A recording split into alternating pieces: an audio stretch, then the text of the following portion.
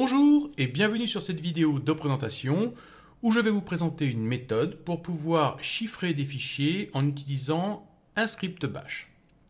Cette vidéo fait suite en fait à deux autres vidéos que j'avais fait sur ma chaîne, une vidéo qui parlait d'un utilitaire qui s'appelle AES-Script et une vidéo également qui utilisait l'utilitaire shred permettant d'effacer de façon sécurisée des fichiers.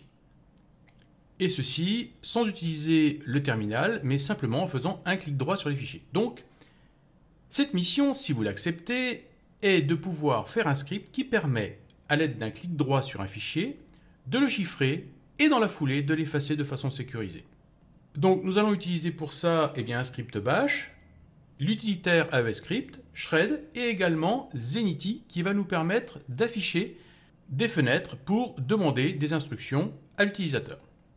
Donc pour commencer, nous allons installer AES-Script sur cette machine. Ici, nous sommes sur un Fedora 35 avec un bureau Cinnamon.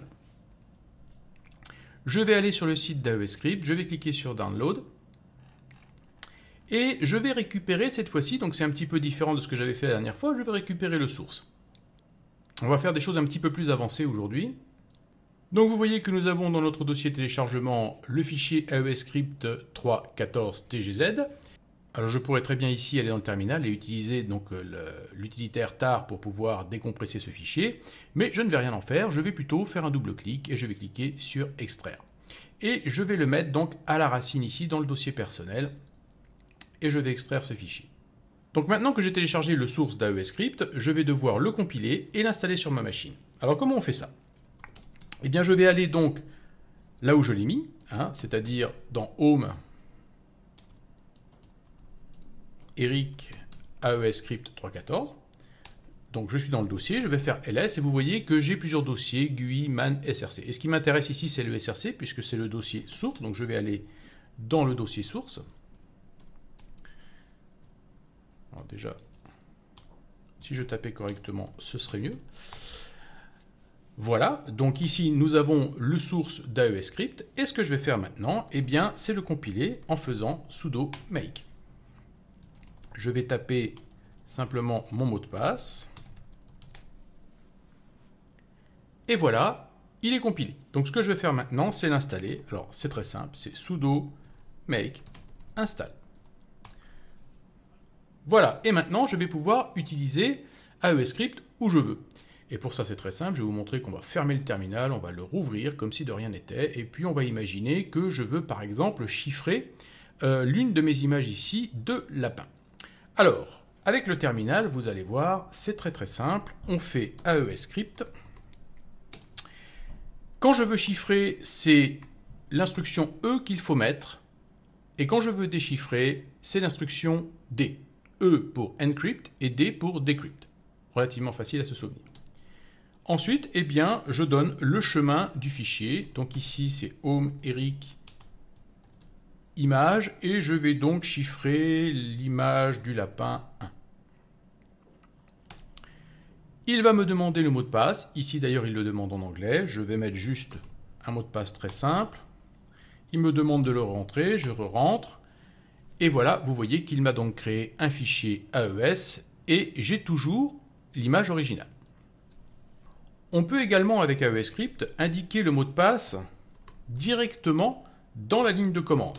Le problème, c'est qu'elle est visible par tout le monde dans le terminal si jamais vous avez, par exemple, un logiciel qui sera en train d'enregistrer ce qu'il y a sur votre écran. À ce moment-là, le mot de passe va être visible puisqu'il n'est pas ici caché par des petits astérix.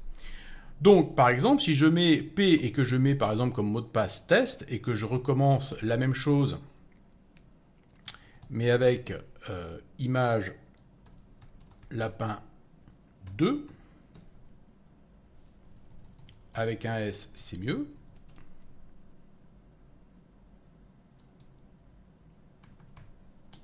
Et il faudrait que je mette le chemin correct.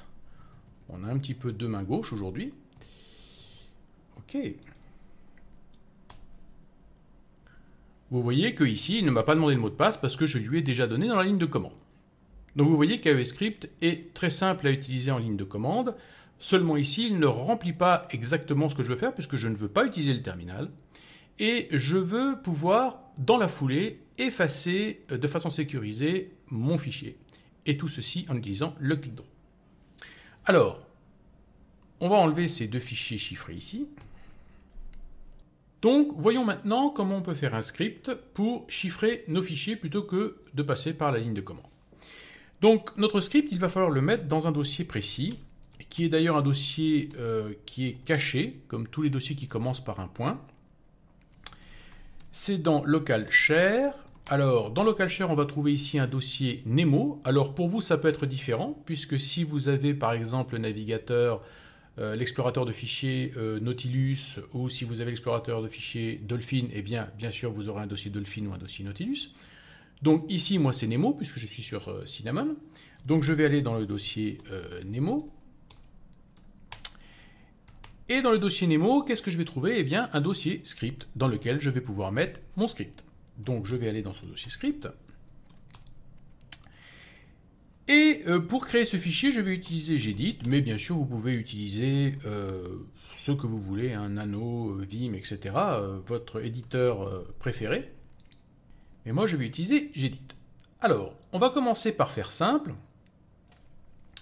Tout d'abord, je vais commencer mon fichier par l'entête qui indique que c'est un fichier bash, qui est bin bash. Et ensuite, eh bien, je vais utiliser AES-script comme je l'ai fait tout à l'heure. Avec E, je vais mettre le mot de passe directement dans la ligne de commande, puisqu'ici, je n'ai pas encore de quoi demander à l'utilisateur de mettre son mot de passe. Et puis, le chemin du fichier, eh bien, je vais le récupérer avec $ et arrobase. Je fais enregistrer. Mais vous allez voir que si je fais un clic droit sur mon fichier, je n'ai toujours pas la possibilité d'avoir un menu script. Pourquoi? Parce que mon fichier n'est pas un exécutable. Et donc, je ne peux pas l'exécuter et il n'apparaîtra pas s'il n'est pas exécutable. Alors, comment je peux changer ça? Eh bien, très simplement, je vais retourner dans mon terminal et je vais faire chmod plus X et le nom de mon fichier. Et maintenant, si je fais un clic droit, eh bien, vous voyez que j'ai le dossier script ici qui s'affiche dans mon menu et mon script qui apparaît. Si je fais chiffrer, vous voyez que mon image a été chiffrée avec l'extension .aes. Donc, mon script ici fonctionne. Mais le problème, c'est que eh bien, le mot de passe est donc tapé en dur dans le fichier de script, ce qui n'est pas génial. Donc, ce qu'il faudrait, c'est pouvoir demander à l'utilisateur, en fait, son mot de passe. Et de plus, il faudrait lui demander 2 fois le mot de passe afin qu'il y ait une confirmation. Parce que s'il se trompe en tapant une seule fois le mot de passe et qu'il efface son fichier original, lorsqu'il va vouloir déchiffrer son fichier plus tard, eh bien, ça ne fonctionnera pas parce qu'il aura mal tapé son mot de passe. Donc, il faut absolument qu'on ait une confirmation. Et c'est là où nous allons utiliser Zenity pour faire apparaître une interface utilisateur qui va demander le mot de passe. Alors, on va stocker ce mot de passe donc, dans une variable. Donc, on va l'appeler first password. On va faire un petit peu d'anglais au passage. Et on va donc utiliser Zenity. Et pour ça, on va donc faire $, entre parenthèses, Zenity. On va préciser à Zenity que l'on veut une fenêtre spéciale pour les mots de passe. Donc, une fenêtre password, en utilisant l'instruction donc password. Et on va donner un titre à cette fenêtre que l'on va appeler mot de passe. On ferme la parenthèse et on ferme le dernier guillemet. Ensuite, il faut faire exactement la même chose, mais pour le second mot de passe. Donc je vais ici copier-coller ma ligne. Je vais faire second password. Et ici, au lieu de marquer mot de passe, je vais mettre confirmation du mot de passe, par exemple. Alors maintenant, comment je vais faire pour comparer ces deux mots de passe et m'assurer qu'ils sont bien les mêmes avant de chiffrer mon fichier? Eh bien, je vais utiliser une instruction qui s'appelle if. L'instruction commence par if, finit par fi, donc l'inverse de if, qui veut dire si. Donc si une condition est vraie, alors on fait une action. Sinon, eh bien, on ne la fait pas. Donc, quelle est cette condition? La condition que l'on va mettre entre crochets est donc $first password qui doit être égal, alors on fait un double égal, faites attention également de mettre des espaces, seconde password. Je mets un point virgule et je dis alors. Voilà, donc si le premier mot de passe qu'a tapé l'utilisateur est bien égal au second mot de passe qu'a tapé l'utilisateur, alors on va pouvoir faire l'action de chiffrer.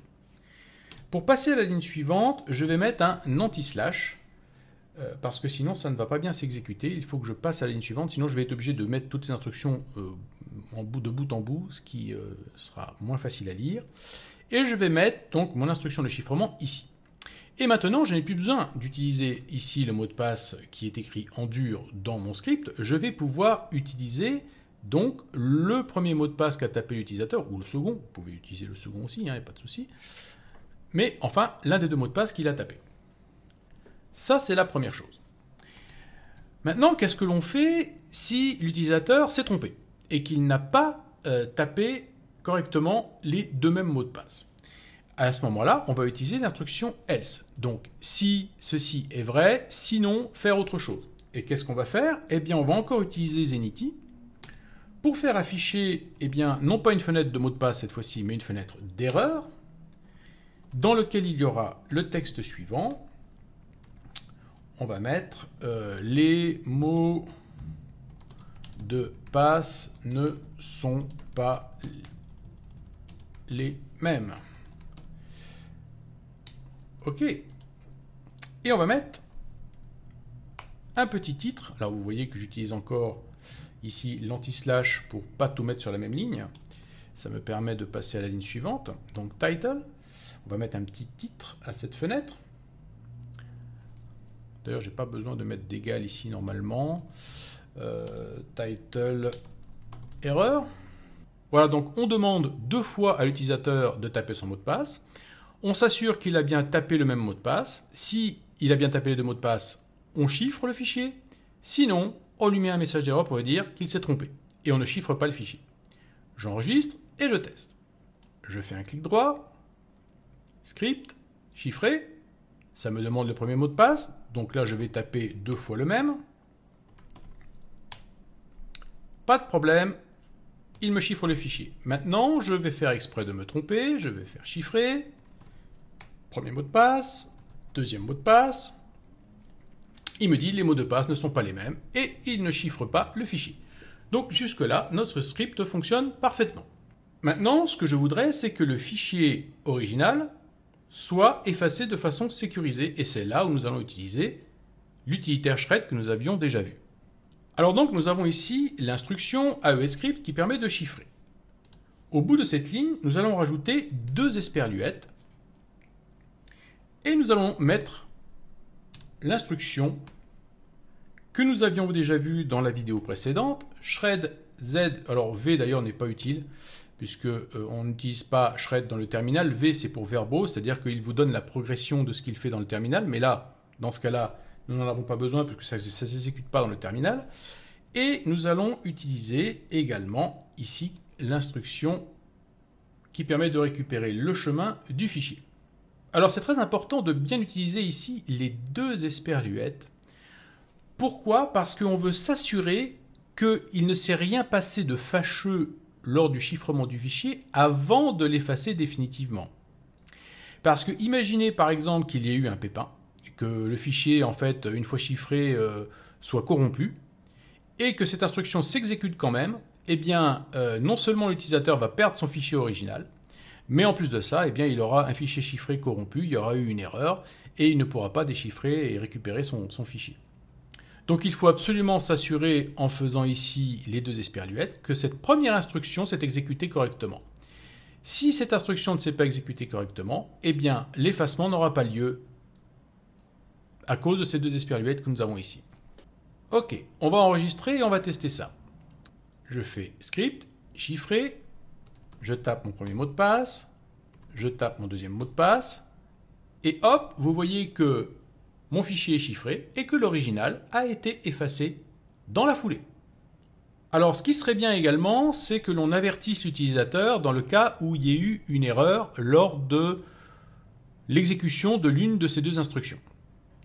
Alors, comment on va faire ça? Et bien là, au lieu d'utiliser deux esperluettes, on va utiliser deux barres verticales. Ce sont celles que vous avez sur le chiffre 6 de votre clavier, normalement. On va, pour pas tout mettre bout à bout, on va de nouveau mettre un anti-slash. Et on va mettre de nouveau Zenity qui va nous dire, eh bien, s'il s'est passé quelque chose, erreur, on va mettre du texte, on va mettre une erreur et c'est produite. On va remettre un petit slash ici pour mettre les choses à la ligne. Et on va mettre un titre, par exemple, pour faire ça bien.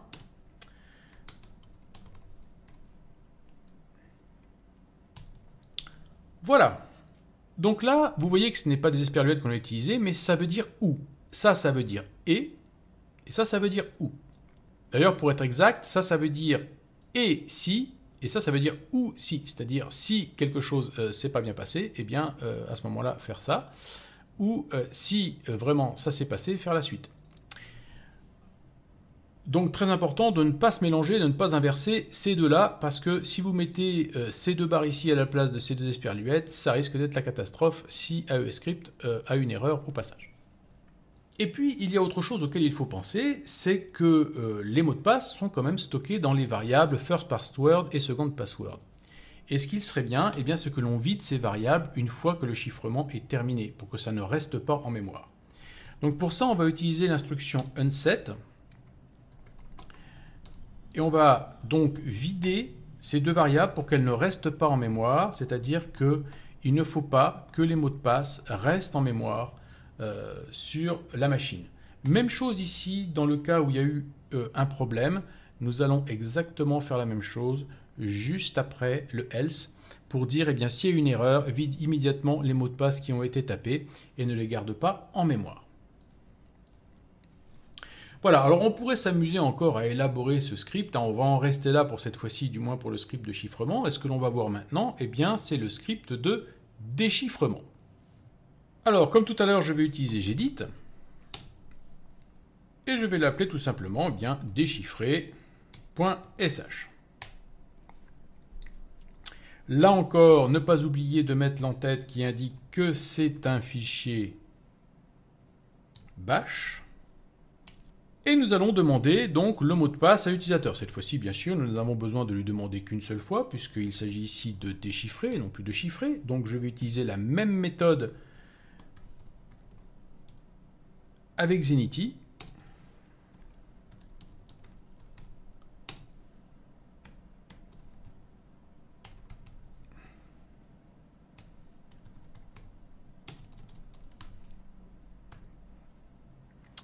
Je ferme la parenthèse et le guillemet. Donc, nous avons le mot de passe. Et bien sûr, eh bien, je vais utiliser AES-crypt. Donc, cette fois-ci, non pas E, mais D pour décrypte.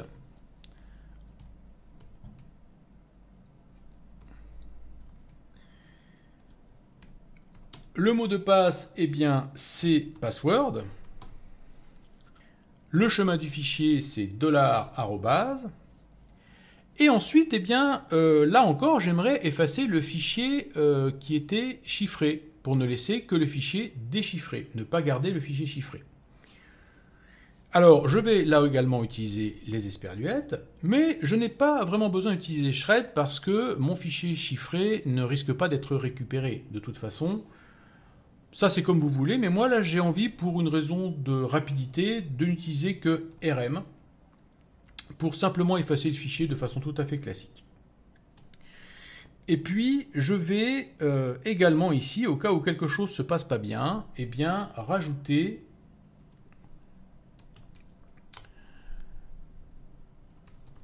une instruction d'erreur pour dire, bah voilà, si jamais il y a un problème, ça ne s'est pas bien déchiffré correctement, eh bien, je veux qu'il m'affiche une erreur pour me dire que ça s'est mal passé. Voilà, donc je vais mettre une erreur, c'est produite durant le déchiffrement, par exemple. Et même préciser merci de vérifier votre mot de passe. Voilà, pour indiquer que peut-être l'utilisateur s'est trompé en tapant son mot de passe. Et puis enfin, nous allons mettre un titre à cette fenêtre. D'ailleurs, ici c'est 2 traits. Hop. Et le titre de cette fenêtre sera donc erreur. Et bien sûr, on n'oublie pas au final de vider de la mémoire le mot de passe qui a été tapé. Je ferme et je n'oublie pas de rendre exécutable ce fichier avec chmod +x, donc déchiffrer sh. Et normalement, je devrais être capable maintenant, grâce à ce script, de déchiffrer mon fichier AES que j'ai ici et de récupérer mon image originale. Donc je fais script, déchiffrer, il me demande le mot de passe, je fais test, et vous voyez que mon image originale est revenue, que le fichier .aes, lui, a été effacé automatiquement, et que maintenant, eh bien, je n'ai absolument plus besoin de taper dans mon terminal. Je peux utiliser mon clic droit. Alors, que se passe-t-il si je me trompe de mot de passe? On va réutiliser chiffrer. Et cette fois-ci, je vais déchiffrer, mais en me trompant de mot de passe. Et vous voyez que j'ai bien un message erreur qui me dit « Une erreur s'est produite durant le déchiffrement, merci de vérifier votre mot de passe ». Et le fichier n'est pas déchiffré. Donc, ça fonctionne parfaitement comme on le veut. Alors, ce qui est bien pratique, c'est que vous voyez que j'ai 4 images ici. Je vais toutes les sélectionner. Je vais faire un clic droit et je vais faire chiffrer.